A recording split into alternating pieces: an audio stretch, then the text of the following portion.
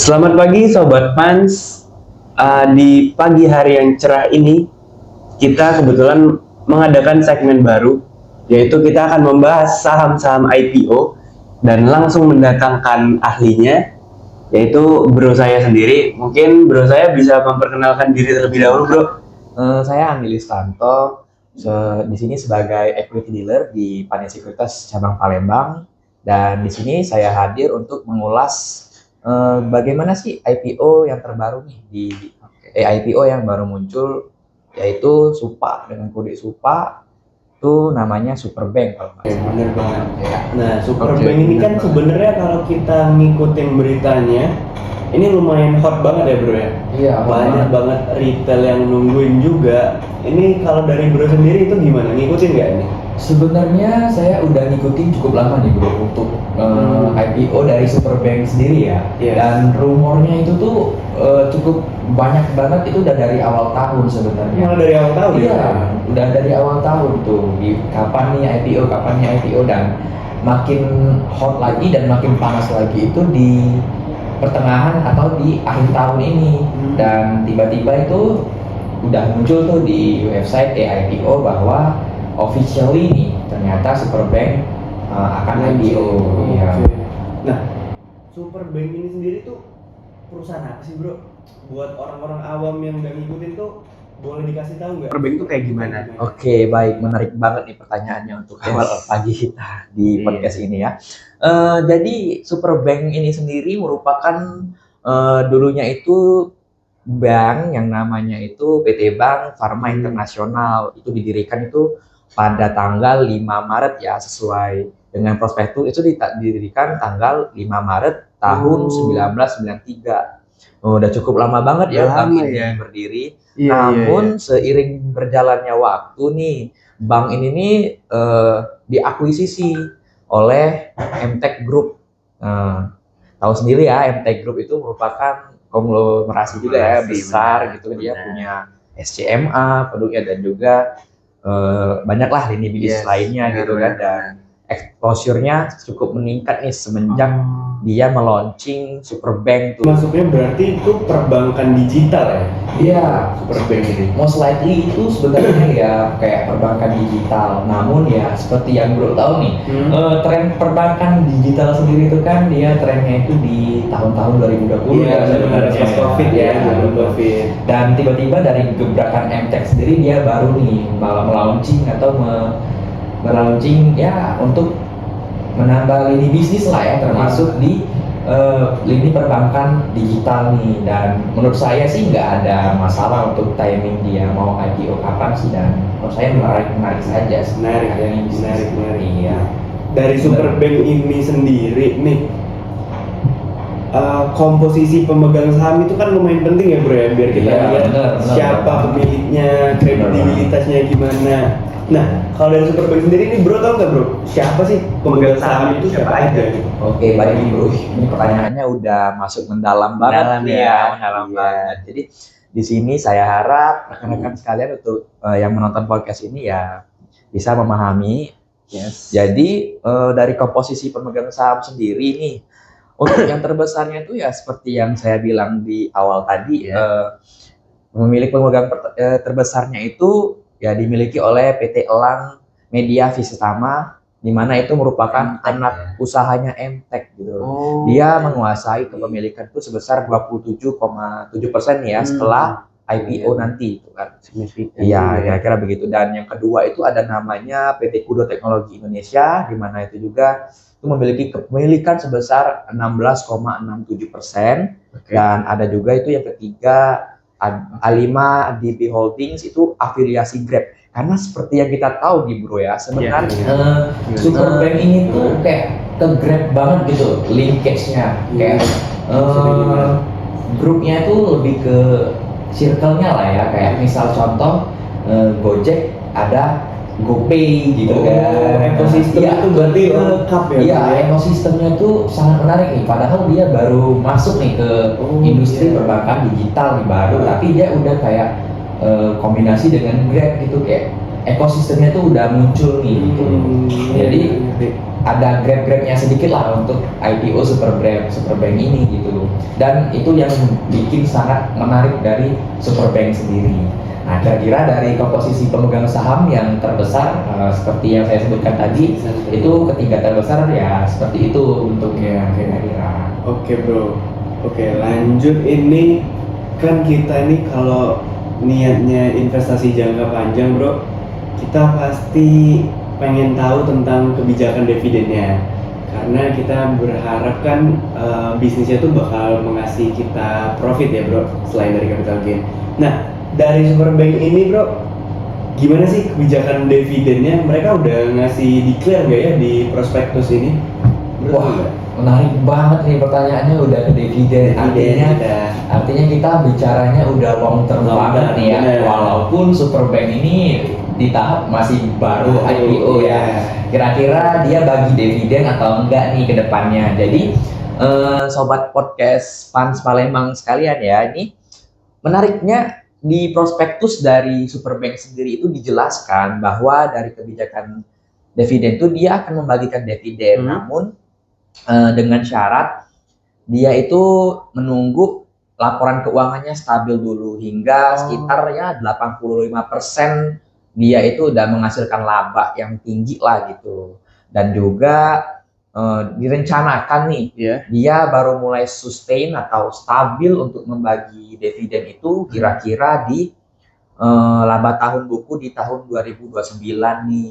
Dan ya seperti yang kita tahu juga kan, perbankan digital itu dia masih suka bakar duit nih istilahnya, atau ya modalnya gede dulu di awal, nanti berlahan-lahan dia mulai growth atau mulai tumbuh nih gitu bro. Jadi untuk kebijakan dividen sendiri sebenarnya dia ingin membagikan, namun dengan proses yang menurut saya cukup lumayan agak panjang, namun ya seperti ya long term banget gitu kan, kayak kalau misalnya investor pun juga dia pikirnya mungkin long term. Iya betul bro. Tapi lumayan ya, 85% dari laba mau dibagikan walaupun long term ya. Iya benar. Menarik sih ini dari Superbank ini.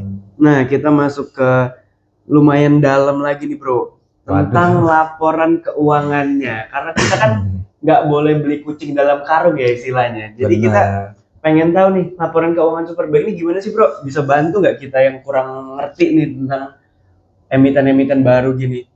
Untuk laporan keuangan sendiri ya bro ya, dari analisis saya dan saya lihat juga itu di prospektusnya cukup menariknya ini. Superbank ini tepat dia di tahun ini pas mau IPO itu dia berhasil membukukan laba sebesar 70 miliar yang 70 miliar. Iya, di mana sebelum-sebelumnya itu ya seperti yang kita tahu dan terlihat juga di prospektus itu laba dari Superbank ini sedikit ya bisa dibilang belum bisa menghasilkan laba ya di tahun-tahun sebelumnya, namun di tahun 2025 ini dia sudah menghasilkan laba. Dan mungkin nih bro, ini juga merupakan salah satu alasan kenapa rumor IPO Superbank itu sangat menguat dan belum bisa dipastikan kapan mau IPO nih pada saat awal tahun. Mungkin dia mau memberikan kinerja yang baik nih, gitu kira-kira ya. Iya sih. Dan terlihat dari laporan keuangannya itu cukup menarik bro. Dia ya bayangin aja dia dari dia belum bisa menghasilkan laba nih, labanya tipis gitu. Tapi di tahun 2025 itu dia berhasil menghasilkan laba tuh sebesar 70 miliar dan sesuai dengan estimasi dari Superbank sendiri itu di profesornya dia udah akan membagikan dividen di 2029 dan mungkin kalau dihitung dari tahun sekarang maybe sekitar 4 tahun ke depan ya. Dan mungkin setelah IPO nanti kinerjanya mungkin akan membaik dan bisa bersaing. Jadi untuk kebijakan dividen sendiri sebenarnya dia ingin membagikan, namun dengan proses yang menurut saya cukup lumayan agak panjang, namun ya seperti ya long term banget gitu kan, kayak kalau misalnya investor pun juga dia mikirnya mungkin long term. Iya tuh bro. Tapi lumayan ya, 85% dari laba mau dibagikan walaupun long term ya. Iya benar. Menarik sih ini dari Superbank ini. Nah, kita masuk ke lumayan dalam lagi nih bro, tentang laporan keuangannya. Karena kita kan nggak boleh beli kucing dalam karung ya istilahnya. Jadi kita pengen tahu nih laporan keuangan Superbank ini gimana sih bro? Bisa bantu nggak kita yang kurang ngerti nih tentang emiten-emiten baru gini? Untuk laporan keuangan sendiri ya bro ya, dari analisis saya dan saya lihat juga itu di prospektusnya, cukup menariknya ini Superbank ini tepat dia di tahun ini pas mau IPO itu dia berhasil membukukan laba sebesar 70 miliar ya. 70 miliar. Iya, di mana sebelum-sebelumnya itu ya seperti yang kita tahu dan terlihat juga di prospektus itu laba dari Superbank ini sedikit ya bisa dibilang belum bisa menghasilkan laba ya di tahun-tahun sebelumnya, namun di tahun 2025 ini dia sudah menghasilkan laba dan mungkin nih bro, ini juga merupakan salah satu alasan kenapa rumor IPO Superbank itu sangat menguat dan belum bisa dipastikan kapan mau IPO nih pada saat awal tahun. Mungkin dia mau memberikan kinerja yang baik nih, gitu kira-kira ya. Iya sih. Dan terlihat dari laporan keuangannya itu cukup menarik bro. Dia ya bayangin aja dia dari dia belum bisa menghasilkan laba nih, labanya tipis gitu, tapi di tahun 2025 itu dia berhasil menghasilkan laba tuh sebesar 70 miliar dan sesuai dengan estimasi dari Superbank sendiri itu di profesornya dia udah akan membagikan dividen di 2029 dan mungkin kalau dihitung dari tahun sekarang maybe sekitar 4 tahun ke depan ya, dan mungkin setelah IPO nanti kinerjanya mungkin akan membaik dan bisa bersaing ke perbankan lainnya. Nah, gitu. Masuk dari sana bro, setelah IPO kira-kira Superbank ini mereka itu tujuan IPO itu apa sih bro? Oke, jadi kita dari udah membahas nih tentang laporan keuangannya. Kira-kira dia IPO ini mau ngapain sih ya kayak gitu ya? Itu juga sangat menarik ya karena penting kan ya? Iya, penting juga sih dari ya kalau di IPO mau ngapain gitu ya. Betul. Oke, jadi dari tujuan Superbank sendiri untuk IPO itu dia itu 70% dari dana IPO itu digunakan perseroan untuk modal kerja. Itu dan penyaluran kredit ya. Kita seperti yang kita tahu ya, kalau misalnya perbankan ya otomatis bisnisnya itu kredit, bro. Artinya dia menyalurkan kredit. Jadi modal kerja dia itu ya nantinya cash dia dan modal baru nih nanti akan disalurkan nih kredit mungkin dari kredit UMKM ataupun kredit lainnya yang dimana lini bisnis dari Superbank sendiri, dan sekitar 30%-nya itu dialokasikan untuk belanja modal, di mana itu juga akan mendukung kegiatan usaha perseroan seperti ya pengembangan teknologi dan mendukung pertumbuhan usaha lah. Kayak mungkin dia dari sisi teknologi mungkin akan mengupgrade nih aplikasi dari Superbank sendiri yang mungkin akan menjadi lebih baik lagi ke depannya gitu. Dan dari tujuan sendiri nih bro ya, menurut saya cukup menarik karena dia lebih ke untuk ekspansi rencananya, karena lebih ke kayak dia mau membesarkan usahanya nih dari fresh money dari IPO nih. Berarti ini lumayan produktif ya? Ya produktif sih, karena tujuan IPO-nya itu sangat menarik ya dan juga bagus banget sih menurut saya gitu. Oke, menarik. Bagus. Nah, untuk jumlah sahamnya ini berapa bro yang bakal mereka keluarkan nih? Udah ada nggak? Sebenarnya sih jumlah saham yang ditawarkan sendiri ya untuk IPO itu dari analisa segi IPO sendiri itu sangat penting juga bro untuk kita ketahui nih, untuk yang baru awam nih, sobat-sobat Pans Palembang yang masih lumayan cukup pertama atau pemula nih untuk membeli saham IPO. Jadi sebenarnya tujuan IPO, laporan keuangan dan jumlah saham juga itu merupakan consider kita, kayak analisis pertama kita sebelum kita memilih saham tersebut bagus atau enggaknya gitu. Jadi kalau dari jumlah saham yang ditawarkan sendiri itu sekitar 4,4 miliar lembar saham dan ini cukup gede dan dikategorikan sebagai IPO jumbo gitu. Oh, ini hitungannya gede ya? Iya, gede. Itu sekitar 13% tuh dari total keseluruhan. Ya, 13% itu saham yang dikeluarkan untuk ke publik gitu ya. Dan ya dari sisi jumlah yang ditawarkan itu cukup menarik juga bro. Kenapa? Karena dia walaupun jumbo ya nanti akan dibagi lagi tuh penjatahannya, kira-kira seperti itu. Ini bro, underwriter-nya atau yang bantu IPO-nya ini siapa aja ya? Oh, underwriter juga termasuk yang terpenting. Itu lumayan penting ya untuk IPO ya. Namun bisa juga gini, karena kita bisa lihat nih dikategorikan kan dia IPO jumbo nih. Yes. Sebenarnya underwriter tuh bisa berpengaruh, bisa juga enggak nih bro. Gimana tuh Gitu. maksudnya? Maksudnya kalau misalnya IPO-nya jumlahnya gede nih ya, jumlah lotnya gede dan dana yang dihimpun juga kan cukup gede tuh. Nah jadi untuk underwriter sendiri pastinya itu memegang jumlah yang ditawarkan nanti itu kan gede tuh, jadi pastinya akan dibagi tuh biasanya. Dan untuk IPO jumbo dari Superbank sendiri itu ada 4 nih underwriternya, ada CC atau Mandiri Sekuritas, ada KZ itu CLSA Sekuritas, dan LG itu Trimegah Sekuritas, dan AZ itu kode brokernya Sukor Sekuritas. Jadi ada 4 nih, ya. iya karena jumbo Gede-gede ya, juga gede-gede ya. juga tuh, sekuritasnya juga gede tuh.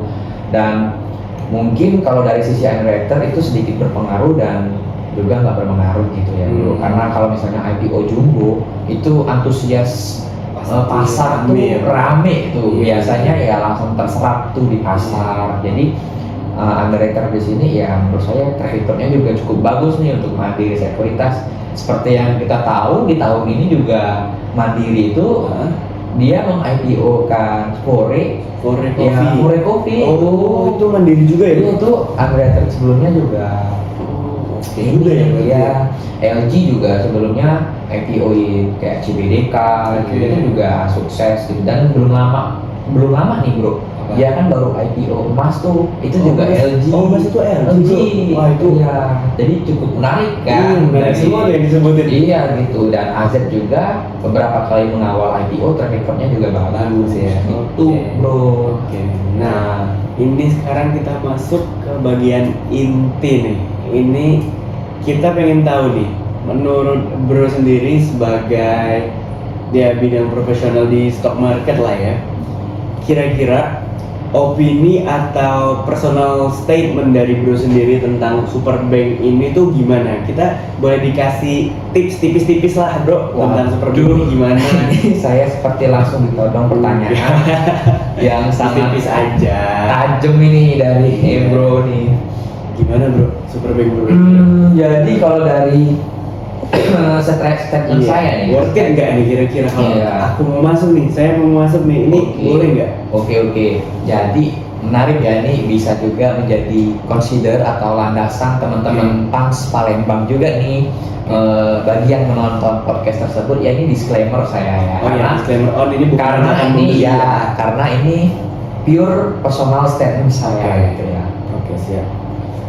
Jadi untuk sebelum saya itu memilih saham IPO, biasanya saya itu menghitung valuasi nih bro, valuasi dari Superbank ini kayak berapa gitu. Dan biasanya saya compare tuh dengan sektor terkait, kayak mungkin satu sektor sama sektor gitu, kayak perbankan digital kan juga ada tuh. Perbankan digital. Contoh kayak Arto kan udah listing tuh, kayak BBHI, BBYB, Bank Neo, e-commerce itu tuh udah ini.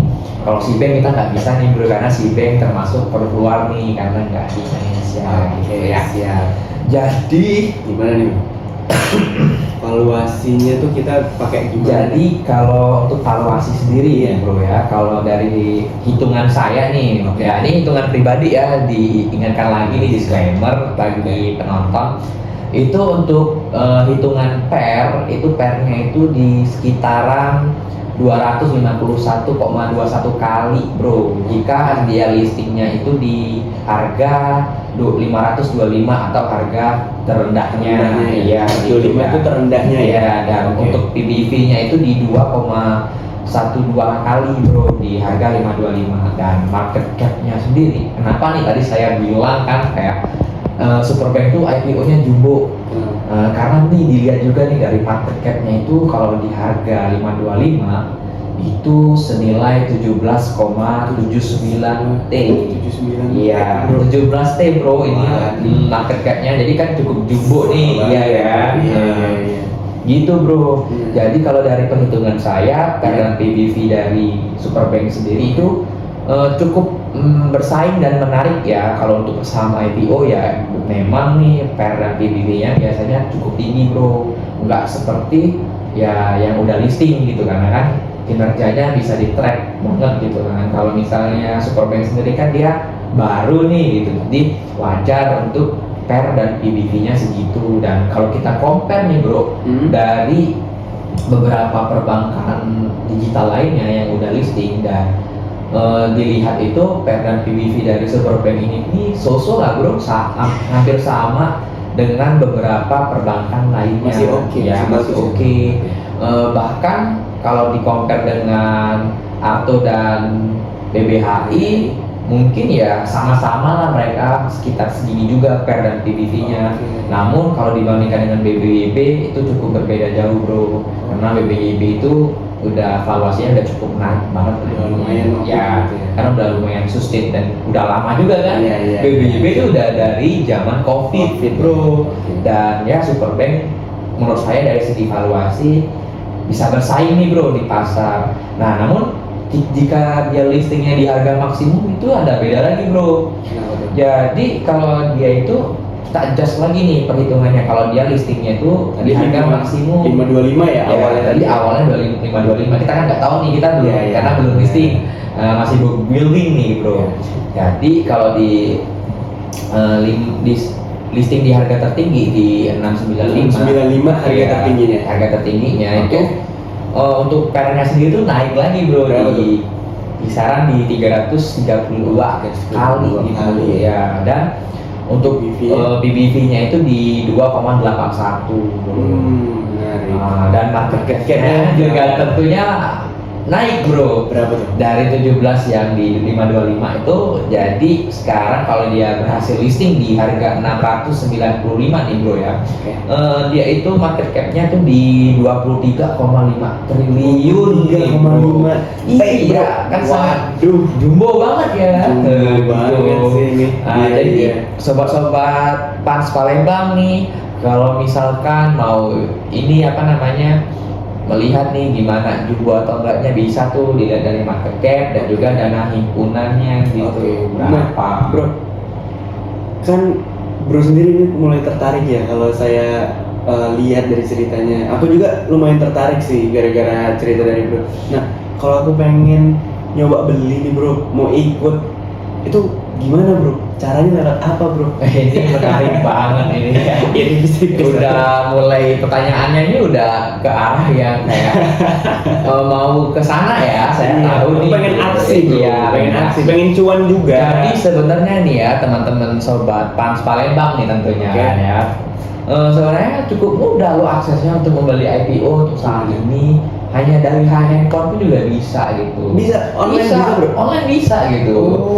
Kalau misalnya sobat Pans Palembang sudah mempunyai account nih di Panin Sekuritas, itu tinggal di aplikasinya aja bro untuk membeli IPO dari Superbank ini gitu. Nggak perlu lagi tuh daftar-daftar lagi gitu. Kalau misalnya udah account Panin gitu kan. Nah, kalau belum punya bro, saya mau daftar itu ada nggak bro? Ada gitu ya, seperti yang kita tahu nih Panin juga ada promo gitu. Promo apa itu? Kalau misalnya buka account nih itu ada cashback nih 200. Kayak di sini ya? Iya, ini ya? Iya benar. Cashback 200.000. Iya benar. Udah ROI 20% itu bro? Iya benar. Jadi menarik banget nih kan, mau beli IPO, open account Panin gitu kan, terus cuan lagi. Iya gitu, bener banget. Jadi kalau misalnya mau beli IPO ya mudah banget lah kalau untuk di Panin gitu.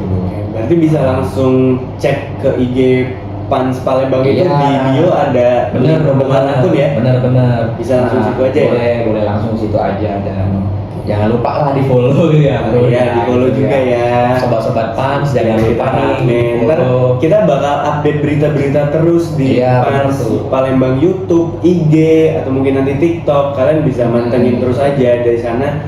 Kita bakal merutinkan lah istilahnya. Iya benar banget. Oke bro, ini udah lengkap banget sih pengetahuan insight-insight yang bro berikan.